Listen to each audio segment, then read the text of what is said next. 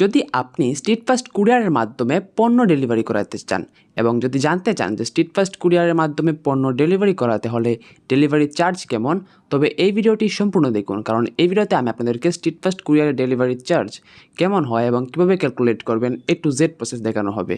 So আমি চলে এসেছি স্ট্রিট ফাস্টের ওয়েবসাইটে, যেখানে কিন্তু ডেলিভারি চার্জ এক জেলা থেকে অন্য জেলায় বা এক বিভাগ থেকে অন্য বিভাগে কেমন হয় সে কিন্তু ক্যালকুলেট করা যায়। সো এখানে যদি আমি আপনাদেরকে দেখাই, দেখতে পাচ্ছেন ফর্ম, এখানে যদি আমি দেই যে গাজীপুর, অর্থাৎ আমি গাজীপুর থেকে একটি পণ্য পাঠাবো, ধরেন ডেস্টিনেশনটা দেওয়া যাক, এখান থেকে আমি দিয়ে দিলাম হবিগঞ্জ। সো গাজীপুর থেকে হবিগঞ্জ একটি পণ্য এবং রয়েছে ক্যাটাগরি। স্ট্রিট ফাস্টে কিন্তু বেশ কয়েক রকমের ক্যাটাগরি রয়েছে, তার মধ্যে একটি হচ্ছে রেগুলার, ডকুমেন্ট, বুক এবং আপনার পণ্যের ক্যাটাগরি। সো আমি এখান থেকে রেগুলারই দিয়ে দিচ্ছি। রেগুলার দেওয়ার পর সার্ভিস টাইপ, এবং সার্ভিসও কিন্তু তাদের বিভিন্ন রকম রয়েছে, রেগুলার রয়েছে, সেম ডে রয়েছে। সেম ডে সেটা হচ্ছে একই এলাকার ভিতরে বা একই জেলার ভিতরে একদিনের মধ্যেই দেওয়া হয় এবং এখানে কিন্তু চার্জটাও বেশি হয়। আর রেগুলার হচ্ছে যারা স্ট্রিট ফাস্ট 2 থেকে 3 দিন সময় নেয়, আপনার যে কোনো বাংলাদেশের যে কোনো প্রান্তে পণ্য পাঠানো হয়। সো আমি যদি এখান থেকে রেগুলারটাই দেই, রেগুলার দেওয়ার পরে দেখতে পাচ্ছেন ওয়েট, অর্থাৎ আপনার পণ্যের কেজি কেমন। সো আমি এখানে দিয়ে দিলাম মাত্র 1 কেজি। ওকে, 1 কেজি দেওয়ার পর দেখতে পাচ্ছেন আমার ডেলিভারি চার্জ আসবে 130 টাকা এবং নিচে কিন্তু বেশ কিছু শর্ত রয়েছে। পিক অ্যান্ড ড্রপ সার্ভিসের ন্যূনতম চার্জ 80 টাকা প্রযোজ্য এবং 1% ক্যাশ অন ডেলিভারি, অর্থাৎ আপনার যে ডেলিভারি ম্যান আপনার কাস্টমারের থেকে যে একটি পণ্য বা টাকা আনবে, সেই পণ্য দিয়ে যে টাকাটা আনবে সেই টাকার উপর কিন্তু আপনাকে অবশ্যই একটি পার্সেন্টেজ বা ট্যাক্স দিতে হবে। সেটা হচ্ছে আপনার যে পণ্য টাকাটা আনবে সে সিকিউরভাবে আনবে, এটাই হচ্ছে তার জন্য টাকাটা দিতে হয়।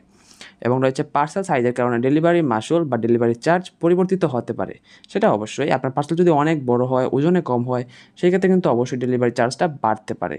এবং উক্ত চার্জসমূহ ভ্যাট ও ট্যাক্স ব্যতীত, অর্থাৎ উপরে যে চার্জটি রয়েছে এটা কিন্তু কোনো রকম ভ্যাট বা ট্যাক্স নেই। অনাকাঙ্ক্ষিত কারণবশত ডেলিভারি সময়ের পরিবর্তন হতে পারে। ধরুন আপনার পণ্য আপনি 2 থেকে 3 দিনের জন্য দিয়েছিলেন, তারা এর ভিতরে দিয়ে দিবে। এখন কোনো একটা কারণে যদি কোনো দুর্যোগ বা যে কোনো একটা কারণ হতে পারে, সেই কারণে কিন্তু আপনার পণ্য অবশ্যই দেরি হতে পারে। এই জিনিসটা মাথায় রাখবেন। এখন বিষয় হচ্ছে আমি যে আপনাদেরকে ক্যালকুলেট করে দেখালাম যে এখানে আপনি কিভাবে আপনার এক জেলা থেকে অন্য জেলায় নেবেন এবং কীভাবে চার্জ এগুলো দেখবেন। সো এটা দেখার জন্য আপনি প্রথমেই ক্রোম ব্রাউজার ওপেন করে এখানে এসে সার্চ করবেন streetfast.com.pd। এটি লিখে সার্চ করার পর আপনি একদম স্ট্রিট ফাস্টের মূল ওয়েবসাইটে চলে আসবেন। আসার পর উপরে একটি 3 ডট অপশন পাবেন, এখানে ক্লিক করার পর এখানে দেখবেন প্রাইজিং নামে কিন্তু একটা অপশন রয়েছে, এই অপশনে একটি ক্লিক করবেন।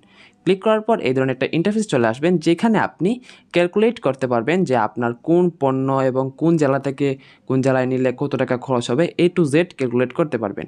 এবং কিভাবে ক্যালকুলেট করবেন আমি কিন্তু আপনাদেরকে ভিডিওর প্রথমেই দেখিয়েছি। সো আশা রাখছি এই ভিডিওটি আপনাদের অনেক কাজে আসবে যারা স্ট্রিট ফাস্টের মাধ্যমে পণ্য ডেলিভারি করাতে চান। যদি ভিডিওটি আসলেই কাজে আসে সেই ক্ষেত্রে আমাদের চ্যানেলটিকে সাবস্ক্রাইব করতে ভুলবেন না এবং কমেন্ট করে আপনার যে কোনো মতামত জানিয়ে দিন। যদি কোনো বিষয় জানার থাকে সেই ক্ষেত্রে অবশ্যই কমেন্ট করবেন, আমি আপনাদেরকে রিপ্লাই করার চেষ্টা করব।